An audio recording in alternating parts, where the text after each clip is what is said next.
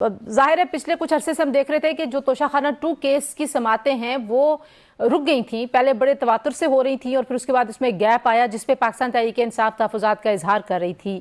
تو اس کیس کے میرٹس اور ڈی میرٹس پہ جانے سے پہلے جو یہ فیصلہ آیا ہے، کیا یہی ایکسپیکٹڈ ایک آؤٹ کم تھا جس طرح سے یہ ٹرائل چل رہا تھا اور جس طرح کے الزامات تھے؟ عمران خان کو سزا ملنا جی کوئی خبر نہیں ہے. تنزیلہ آج کل اگر عمران خان صاحب کو سزا نہ ہو تو وہ خبر ہوگی.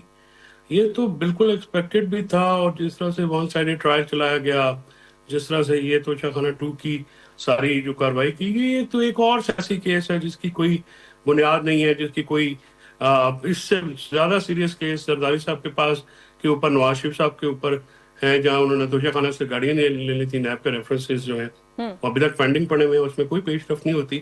ہمارے ملک میں جو یہ مقدمات ہیں یہ بھی سیاسی ہوتے ہیں، سزائیں بھی سیاسی ہوتی ہیں. اس میں میرٹ والی بات تو ہے نہیں. لیکن تو اس میں کچھ آج کل کے جو حالات ہیں جی بات اس پوری میں کر تو لیجیے. کچھ اور ایکسپیکٹ کرنا ہی اب سے نا گناہ ہے. کوئی اور چیز جو کیا ایکسپیکٹ کی جا سکتی ہے. تو لہٰذا یہ جو فیصلہ ہے کم سے کم میرے لیے تو بالکل کوئی ایسی حیرت کی تو اس میں بات نہیں اب ہے. آپ کے خیال لیکن میں لیگل اگر یہ فورمز کیا سمجھا ہے؟ جاتا ہے، لیگل فورمز اب اس کے بعد کیا ہوں گے؟ اپیل میں ظاہرہ جائے گی پی ٹی آئی، کیونکہ بہت سارے کیسز میں سزائیں ہوئی بھی ہیں. تو اگر میں آپ سے وہ پوچھوں تو کہ جو جی لیگل بیٹل ہے وہ کہیں پہ چلے جائیں گے، وہ تو روٹین کے کام ہے. نہیں، کہیں کنکلوڈ ہوتی ہوئی دکھائی دیتی ہے آپ کو یہ لیگل بیٹل؟ دیکھیں یہ بیٹل لیگل ہے نہیں، یہ بیٹل سیاسی بیٹل ہے، یہ سیاسی لڑائی ہے اور یہ سیاسی طور سے ختم ہوگی. دیکھیے نا آپ، جو جیل کے بعد جو گفتگو ہوئی، جس طرح گفتگو اس وقت کی گئی، اس کا جو ہے وہ آج آپ کو رزلٹ بھی ملنا ہی تھا.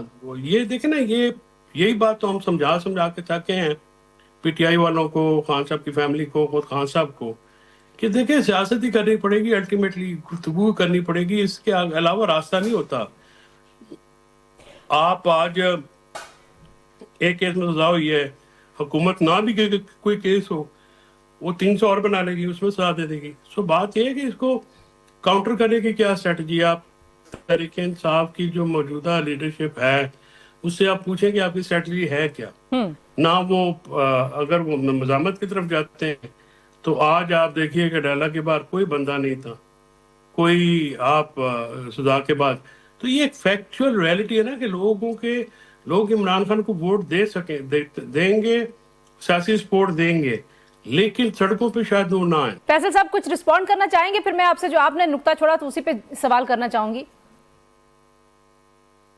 قادر بھائی کی جو گفتگو ہے اس کا منہ سر پر ہے نہیں. وہ خود ہی ایڈمٹ کر رہے ہیں کہ مورل ہے. بھائی مورل اگر کوئی چیز، اگر گفٹ بیچنا نہیں بیچنا، یہ تو گفٹ والے کی ملکیت ہے. گفٹ جو ہے وہ پیسے پے کر کے انہوں نے لے لیا.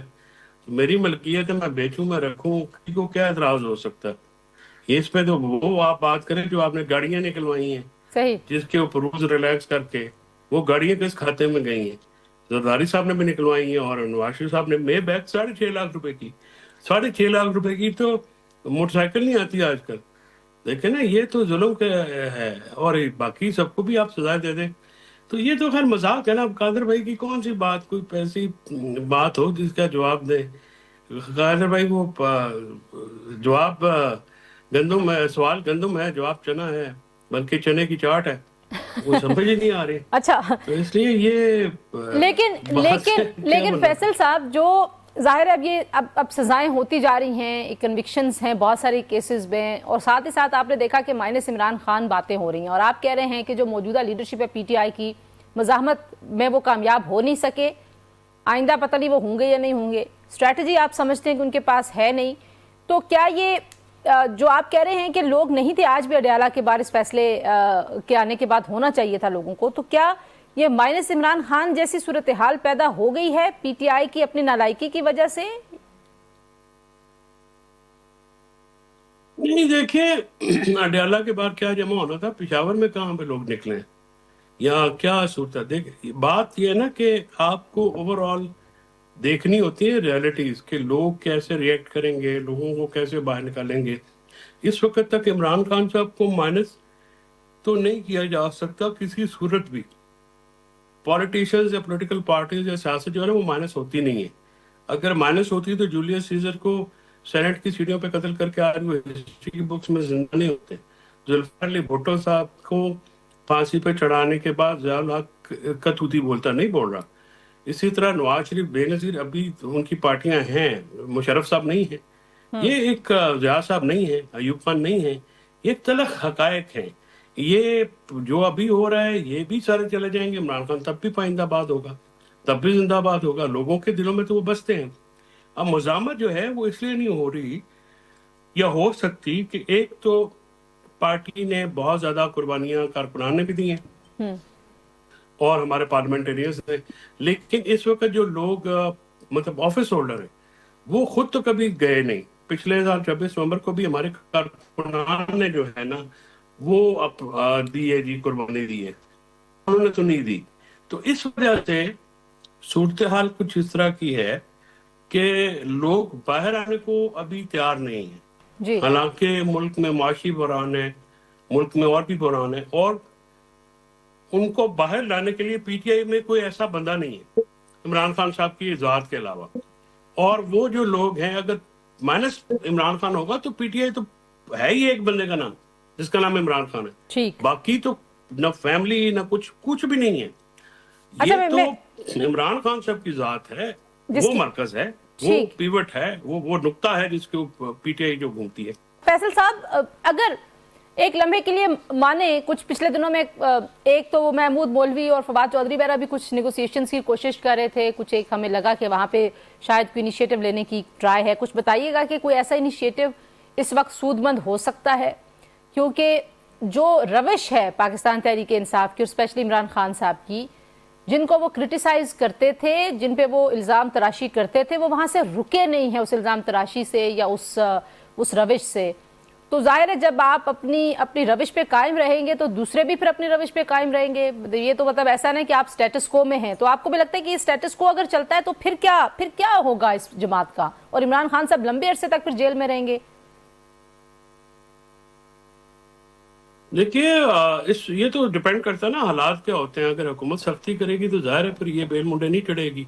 کوشش تو ہے نا فواد صاحب کی, عمران اسماعیل صاحب کی, محمود مولوی صاحب کی, کہ کوئی جو ہے وہ کوئی صلح صفائی یا کچھ جو ہے ٹمپریچر نیچے لایا جائے. چلے عمران خان صاحب کو ابھی وہ نہیں چھوڑنا چاہ رہے تو کوٹ لکھپت والے لوگ جو ہیں وہ ہمارے لیے ڈران رہا ہو جائے, اس سے ٹمپریچر تو نیچے آتا نا تک کہ کوئی بات چیت کا ماحول تو بنے. ابھی نہیں ہے, الٹیمیٹلی تو بات چیت کا ہی ماحول بنا ہوگا. تو یہ ایفرٹ جو ہے اگر نہیں بھی ہوتی ہے اس وقت کامیاب, پھر دوبارہ ہونی چاہیے. یہ تو ایک مسلسل عمل جو ہے وہ ہوتا ہے.